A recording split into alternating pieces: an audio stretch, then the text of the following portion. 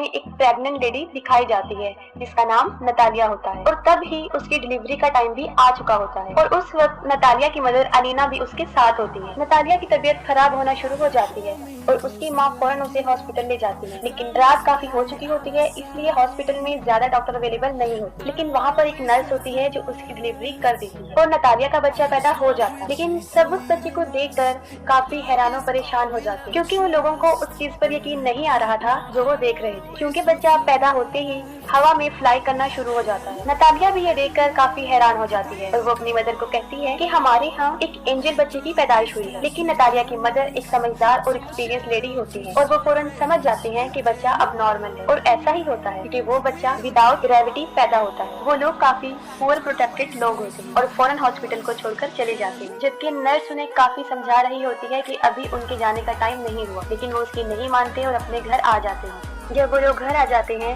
तब नतालिया की मदर उसे एक अजीब सा क्वेश्चन पूछती है। वो पूछती है कि तुम याद करो कि इस बच्चे का बाप कौन है, लेकिन नतालिया को याद नहीं आ रहा होता कि इस बच्चे का बाप कौन है। फिर उसकी मदर उसे बताती है कि ये कोई नॉर्मल बच्चा नहीं है और इस बात को हमें राज रखना, और अगर इस बात का किसी को पता चल गया तो हमें कई मुसीबतों का सामना करना पड़ सकता। फिर वो बच्चे का नाम सिलेक्ट करते हैं, तब उसका नाम ऑस्कर रखा जाता है और ऑस्कर सच में नॉर्मल बच्चा नहीं था क्योंकि उसे संभालना काफी मुश्किल था। जब वो लोग उसे अकेला छोड़ते थे तो वो छत से ही चिपक जाता था और देर तक वहीं चिपका रहता था। ये देखकर उसकी नानी उसके लिए काफी बेड्स बनाती हैं ताकि वो बच्चा जमीन पर ही रहे, और छत को भी वो काफी सॉफ्ट और लाइट वेट बना देते हैं ताकि बच्चे को चोट न लगे, क्योंकि उन लोगों को इस बात का भी डर था कि अगर उन्होंने इसे बाहर अकेला छोड़ दिया तो वो हवा में उड़ जाएगा और स्पेस में कहीं चला जाएगा। तभी वो लोग ऑस्कर के लिए काफी कॉन्शियस होते हैं और उसकी नानी और उसकी माँ उसका काफी ख्याल रखते हैं। फिर वक्त के साथ साथ ऑस्कर बड़ा होना शुरू हो जाता है, लेकिन वो घर पर ही रहता है क्योंकि उसकी नानी उसे बाहर जाने नहीं देती। घर रहकर वो मोस्टली टीवी पर सुपरमैन के कार्टून देखा करता था और वो खुद भी ये इमेजिन करता था कि वो भी एक सुपर हीरो है। फिर ऑस्कर कई दफा अपनी मदर नतालिया से ये पूछता है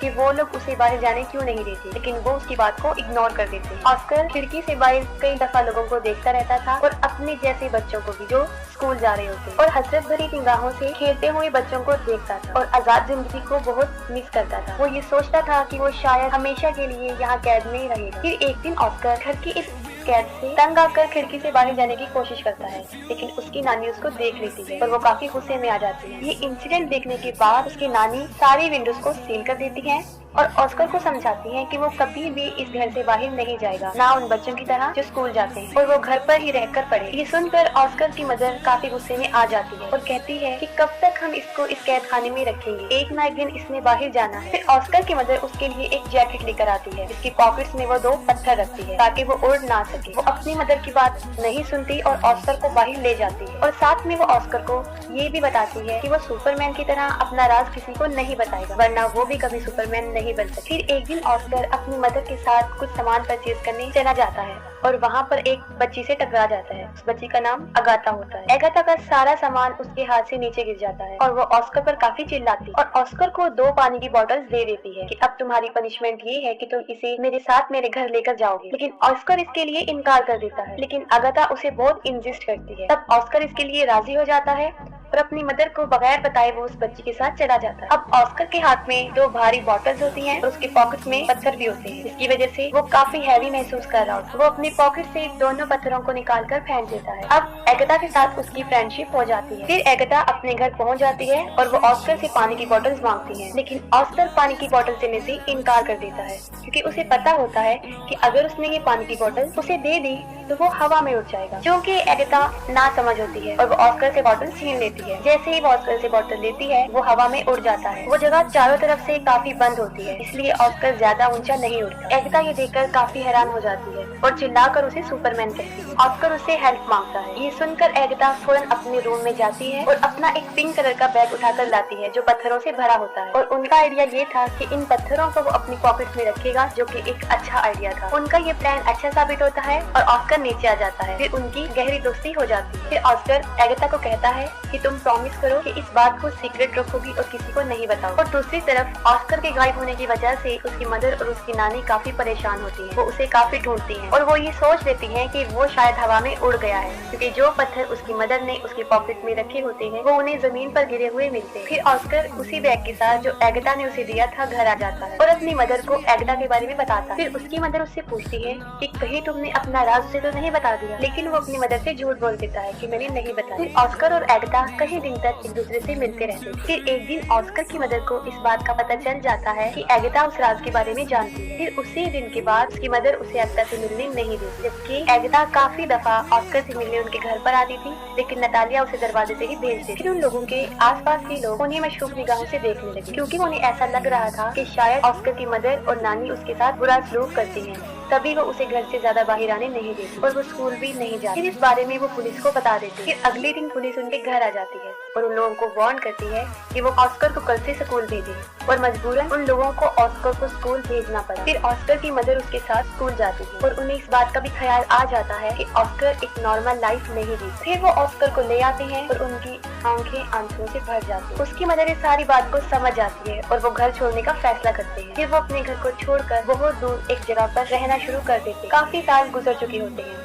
अब ऑस्कर भी जवान हो जाता है, उसकी मदर काफी ओल्ड हो जाती है और उसकी नानी की डेथ हो जाती है। और ऑस्कर के पास अब तक वो बैग होता है जो एगता ने उसे दिया होता है। वो उस बैग को कभी भी अपने से दूर नहीं करता था, इवन के सोते वक्त भी वो उसे अपने साथ लेकर सोता था। लेकिन आज भी उसका लाइफ टाइम जीने का वही तरीका, घर में रहकर ही वो जिंदगी गुजारता और उसकी जिंदगी सीक्रेट पर ही चल रही होती। ऑस्कर की मदर और वो एक दूसरे का बहुत ख्याल रखते थे। ऑस्कर अब अपनी जिंदगी से फेड अप हो गया था। इस राज को छुपाते हुए वो काफी तंग आ चुका। फिर वो सोचता है कि अगर दुनिया को उसकी बारे में पता चल जाएगा तो वो थोड़े ही वक्त में पूरी दुनिया में मशहूर हो जाएगा, जैसे उसका आइडियल मैन सुपरमैन। और उसके ऊपर बहुत से लोग किताबें भी लिखेंगे, लेकिन उसकी मदर ऐसा कुछ नहीं चाहती। लेकिन उसकी मदर उसे समझाती है कि ऐसा कुछ नहीं हो, क्योंकि उसकी मदर को ऐसा लगता था कि अगर दुनिया को इस राज का पता चल गया तो वो उसे खो देगी। फिर वो अपनी माँ की खातिर सब्र कर लेता है, लेकिन फिर उसका सब्र खत्म होना शुरू हो जाता है और एक दिन वो अपनी मदर को बगैर बताए घर से बाहर चला जाता है। फिर वो एक मैजिक शो में चला जाता है जहाँ लोगों के टैलेंट को दिखाया जाता है और वो पहली मर्तबा अपने टैलेंट को दिखाने वहाँ चला जाता है। फिर उसी रात वो शो हिट हो जाता है और उसकी माँ भी ये वो शो देख लेती है। इस मामले में ऑस्कर की मदर बेबस।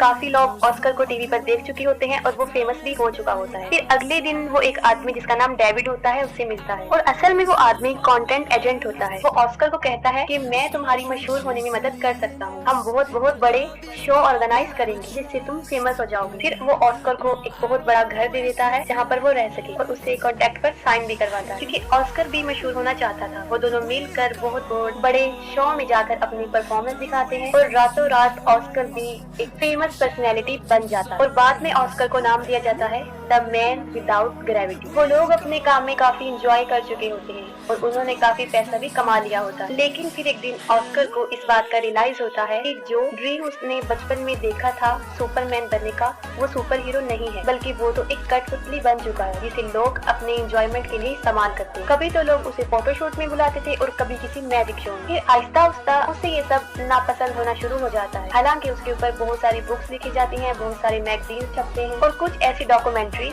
जिसमें उसकी नानी और उसकी मदर को काफी बुरा प्रेजेंट किया, जिससे ऑस्कर को काफी बुरा लगा। और फिर एक आखिरी शो होता है जिसमें उसे एंजल का कॉस्ट्यूम पहनाया जाता है जो उसे बहुत बुरा लगता है। वो कहता है कि मैं कोई एंजल नहीं हूँ। उसे काफी गुस्सा आता है और वो शो में ही लोगों को बुरा भला कहना शुरू कर देता है। फिर वो अपनी मदर को कहता है कि वो ये सब कुछ छोड़ने का फैसला कर चुका है। फिर वो अपने एजेंट को कहता है कि बस मेरा काम यहीं तक था, मुझे अब मशहूर नहीं हूँ और मजीद वो ये काम नहीं करे। उसका एजेंट उसे समझाता है कि तुम इसे ऐसे नहीं छोड़ सकती, लेकिन ऑस्कर इन सब से तंग आ चुका होता है। वो कहता है कि तुम लोगों को जाकर ये कह दो कि द मैन विदाउट ग्रेविटी मर चुका है या हवा में कहीं पर उड़ गया। फिर वो अपनी माँ को भी गुड बाय कह देता है क्योंकि वो एक अलग जिंदगी जीना चाहता है। और अगले दिन न्यूज पर ये खबर आ जाती है कि द मैन विदाउट ग्रेविटी मर चुका है और बहुत से लोग उस पर तरह तरह के क्लेम करते हैं। ऑस्कर की माँ अब अकेली रहना शुरू हो जाती है और कई विजिटर ऑस्कर के बारे में पूछने उनके घर आते जाते थे, लेकिन वो कुछ भी उन लोगों को नहीं बता। और फिर काफी साल गुजर जाते। फिर ऑस्कर की मदर की भी डेथ हो जाती, लेकिन ऑस्कर अभी तक जिंदा था। वो एक अलग लाइफस्टाइल से अपनी जिंदगी गुजार रहा था। उसने काफी बड़ी दाढ़ी रख ली थी और व्हील चेयर पर रहता था ताकि दुनिया को कभी भी उसके सीक्रेट का पता ना चले। वो अपना नाम भी चेंज कर चुका था और एक होटल में रिसेप्शनिस्ट की जॉब करने लगा। सब लोग उसके साथ काफी अच्छा ट्रीट करते थे और एक दिन उसकी बचपन की फ्रेंड एगिता उससे मिलती। वो ऑस्कर को